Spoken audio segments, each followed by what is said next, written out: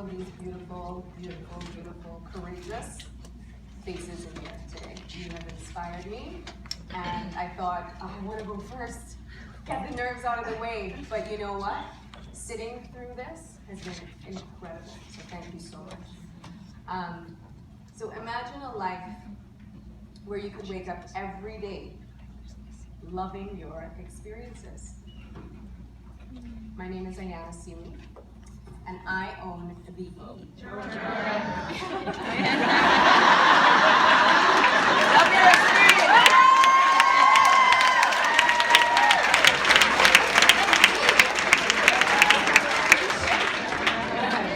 I have to make it a little dramatic, you know? That's all your Trinity. That's all your Trinity goes. That's a Trinity girl. Last night when I was going over my speech, as Jully mentioned, we do this PDL. It has been the most life-changing experience. I will get to that at the end, but I will say that a year ago today, I did not have this band of this tribe of women who literally uplift each other and support one another. But I'll get to that because I'm getting goosebumps because sometimes, okay, so let me, I'm going ahead of myself. Romans 8:28. And we know that in all things, God works for the good of those. Right? Yes. You love Him, and you have been called according to His purpose. That's right. So even if you don't know the Bible, and I will say a year ago, I didn't know that verse, right? I didn't know that, but if you think of all things working for the good, then I do believe that it is possible to love your experiences. Yes. Good or bad. Yes. Come on now. Woo! Come on now. Gotta be ready for it, girl. Yes. Come on now. So as Nkechi mentioned, a bunch of us in the PDL, we decided to choose a word that would sort of set our intention for the year. You gotta be careful what you put out there. You gotta be careful what you speak. You speak things into existence, right? How many of us say, I wanna do this, and it happens. Or I wanna do that, and it happens. Or I don't want that, right? We're good. We can either help our cause or sabotage, right? So my word was stretch. And the reason that I chose stretch was because I thought of courage, I thought of faith, and there were all of these words that I liked, but I needed something to sort of be an umbrella word. And stretch was the thing that came to mind for me. Well, remember Nkechi with the slap? That's how I feel about Q1. Q1 has come at me, pop, pop, hit, pop, pop. I have been stretched in every single direction. Career, love life, everything that you can think of. Because I asked for it. Yep, that's right. I said, I want to be stretched. And he said, okay, I have no problem with that. So, there it is. And so, when we are stretched, or when we are, even if we don't say that we want to be stretched, sometimes we find ourselves in the midst of situations that we didn't really ask for. Whether it is that you lose your job, you didn't get that job, you lose a love, or you love someone, whatever it is that is beyond our control, we find ourselves in the midst of mess. What I call the messy middle. It's very interesting what Melanie said actually earlier, that we have to hear something, 7.2 times. And going through has been a theme. Many people have said it today, so I feel as though that is something that needs to be said for somebody in here, even if it's one person who needs to hear that. So I want you to close your eyes and visualize something for me. So you're walking along a road. Close your eyes. I see some people looking back at me like, close your eyes. So you're walking along a road, and I want you to look to the left, and you see a forest.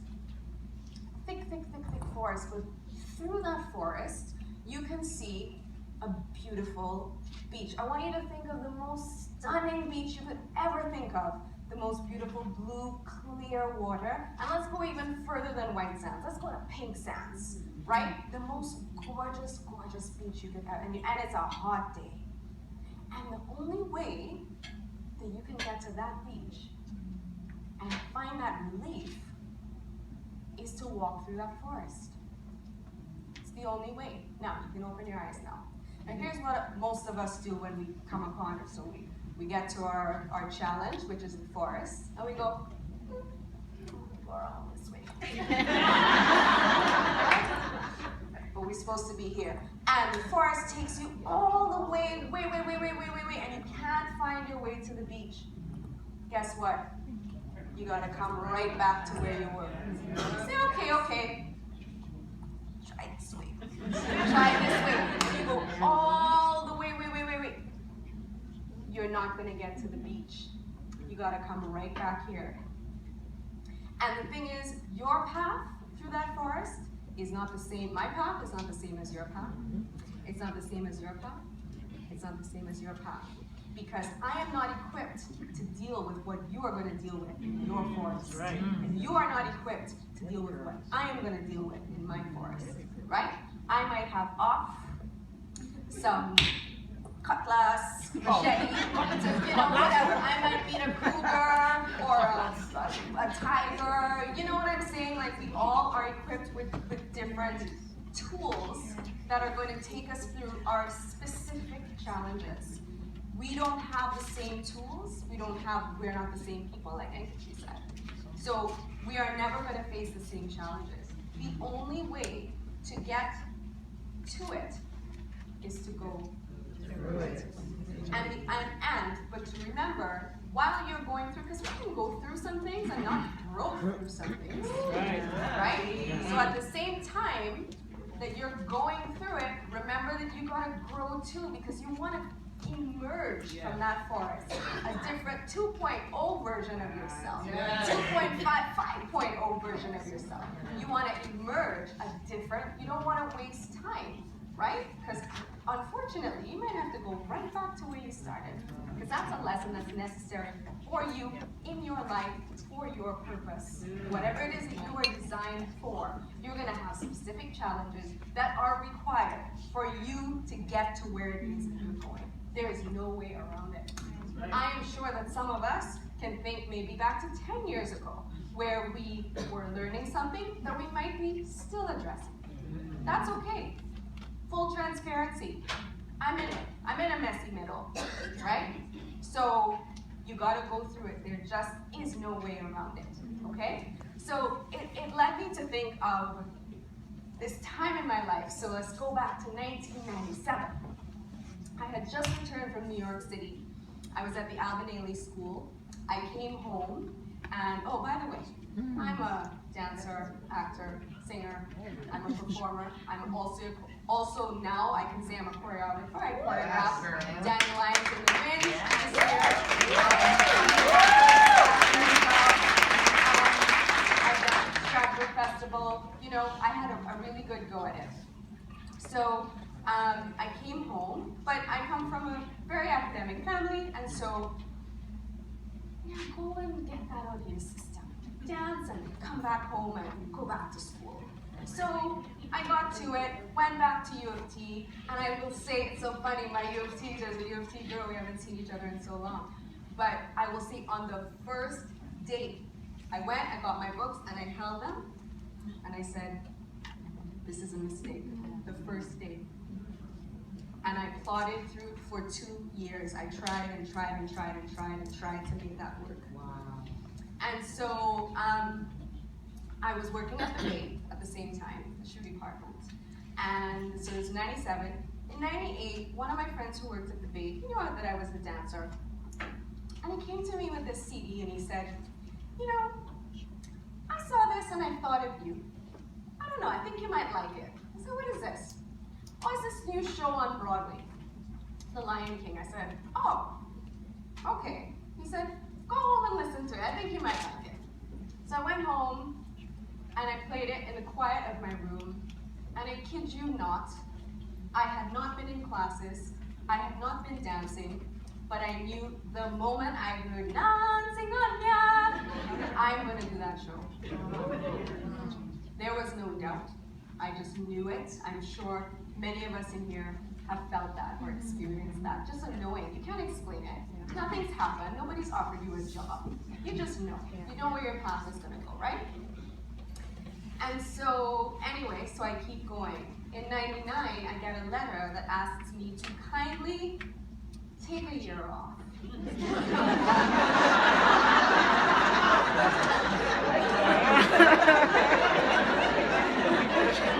Sort yourself out, young grasshopper, right? Sort yourself out.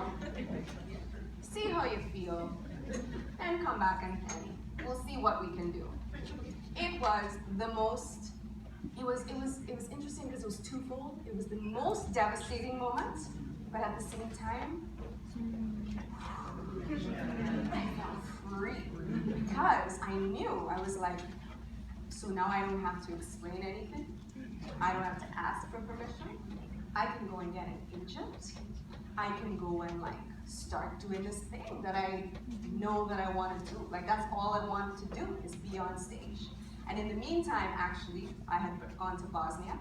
I had performed for the Canadian troops. This was just in between years while I was, trying at school. And the bug bit me, and I thought, oh boy, I got it. This is something I have to do. So yeah, that was a pretty traumatic moment. I had the paper tossed across the room by my father, and it was horrible, but it was also very freeing.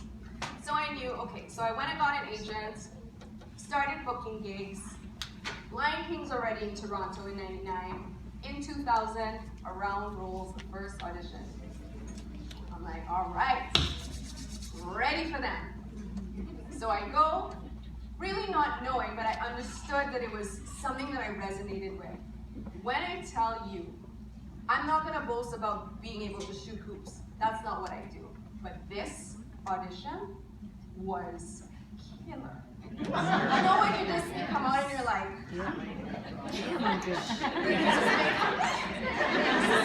right? But really what it was is it was the exact training that we got in Ailey. It was literally Portland technique, grand technique, ballet, everything that I studied and I trained in. And so it was the best audition. And they said, can you please stay and sing? Not my forte, right?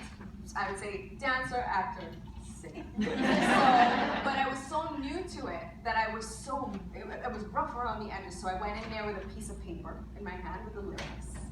And I was snapping, and my eyes were closed. And they started to be like, no. And I walked out of there devastated. I knew that I bombed out. It was horrible. I went home and I thought, how could I be so wrong? Because I really, really thought that I was going to do the show. My agent called me. He said, they loved you, but you got to learn how to sing. This is a musical. This is not a dance show. You have to learn how to sing. So that was probably on the Monday. I would say on the Thursday, I went to an acting class, a straight acting class.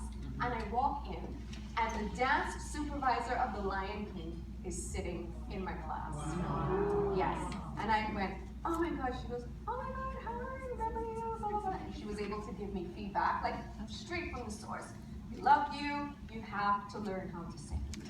So there's no guarantee at this point. Who knows what's going to happen?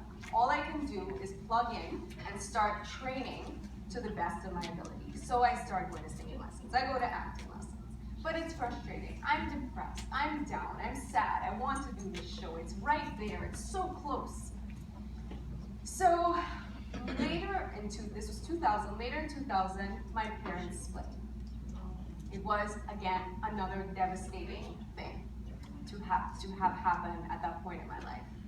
In 2001, my mom and I decided that we're going to move downtown, just the two of us. It was perfect. She works downtown. She's here actually.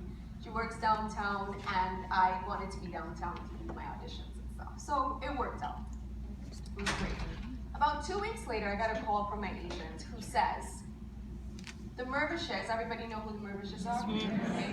The Mervishes, probably the biggest production company in Canada, I would say, is putting together a group of about 8 people who they have hand-selected from the year before to train for free we're talking thousands of dollars in training, a full week, all day, because the audition is the next week, and they want to make sure that you guys are prepared, because they want you. So, for a week, we then go into this intensive training. Monologues, singing, crying, oh God, I can't do this, whatever. But it's all good because we understood they want us, right? They're setting us up for success, essentially. So the next Sunday comes, I'm getting ready. The audition is the next day. All of a sudden, I have no voice. Laryngitis, out of nowhere. I probably had a voice that day, and that night, I had no voice. And I wept, and when I just looked at my mom and I said, what is going on? What is really going on right now? And then suddenly, this peace washed over me, and I said, you know what? No. He did not bring me this far. That's right. I did not let this happen again. No. So the next day, I walked with my Birkenstocks and socks down to the audition, because that was my lucky outfit. And I don't really know why, but that's what happened. And I went into that audition once again, kick-ass audition. Excuse my language, excuse my French. But really, it was just like, come on. So again, I'm asked to sing, and I go in, and one of the main Lion King guy was an old Alvin Ailey member who used to be one of my favorites. So he's sitting there, I'm like, God, like it's already all this pressure. He's sitting there, and I go in, and I'm about to sing Rhythm of the Night by DeBarge. Top tune. And yeah, like nothing. Nothing comes out. And he literally goes, like, seriously, again? So he says, can you sing Amazing Grace? And I said, I never sang Amazing Grace, you know, but yes. You sing Amazing Grace. And I don't take credit for this. A channel opened, and a voice came. And the lyrics came. A voice that was like, I mean, I almost had to say, where is that coming from? And I said, okay, I walked out. Cool. That was September 10th, 2001. The next day was September 11th. Wow. Right? So it's such a vivid time, right? And so that happens. The world is in chaos. And then on the Thursday, I hear nothing again. I've heard nothing all week. Call my agent. And by that time, it's usually like, okay, like you didn't get the gig, right? So I call my agent, I say, look, did you hear anything? He says, no, I didn't hear anything. They're filming Chicago, the movie, the musical, did you guys see that? So they're filming that in Toronto, and my agent set up this workshop so that we could all have this, advantage from our agency to go in and learn all the, all the fussy stuff, whatever. So we go, and I'm just like, I'm sour. Like I'm not thrilled, I'm not happy, but you gotta keep working, you gotta keep auditioning. So I go in, we're doing the workshop, and in walks my agent. And I'm just like, wow, you're the last person I really want to see right now. And so he stops the workshop, and he says, I'm really sorry to have to inform you that one of your peers is not going to be able to make it to this workshop. And I'm thinking, great, somebody got in a car accident, or like, just make my day even worse. Why don't you? And he says, because Ayanna Sealey got the Lion King. All of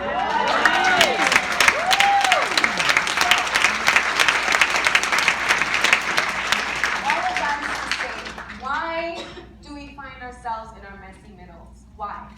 When we're in it, we have no idea what the purpose is. Sometimes if we're, cognizant enough, or we're thinking enough, we might have a clue why it is that we have to go through certain things. But a lot of the time, if it's a long period of time, you don't really know why you've got to go through some things. You don't know, but when you get to the beach and you look back, you can go, all right, I understand why I needed to go through that, why I needed to be equipped with certain things so that I can now deal with the position that I'm in, right? The place that God or the universe has elevated me to be, right? And the person that I've now, whether it's 2.0, 3.5 version of yourself, that you can now actually be that person. And you are equipped, right? So for me, it led me to appreciate the experience, because if I got that quickly, it would have been too easy, right? So sometimes you're held back so that you can really appreciate it when you get it. Yes. So that you understand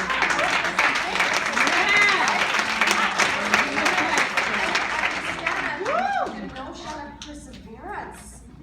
Sometimes we're not going to get everything that we want right away in life. So we want to learn to persevere, and it doesn't mean that we won't. We have no control over the outcome, but you learn that act, so that art of perseverance, so that you can apply that to other things. And the last thing that I'm going to leave you with is compassion component. So back to the PDL, ladies. I will, full transparency, say Q1 was very difficult.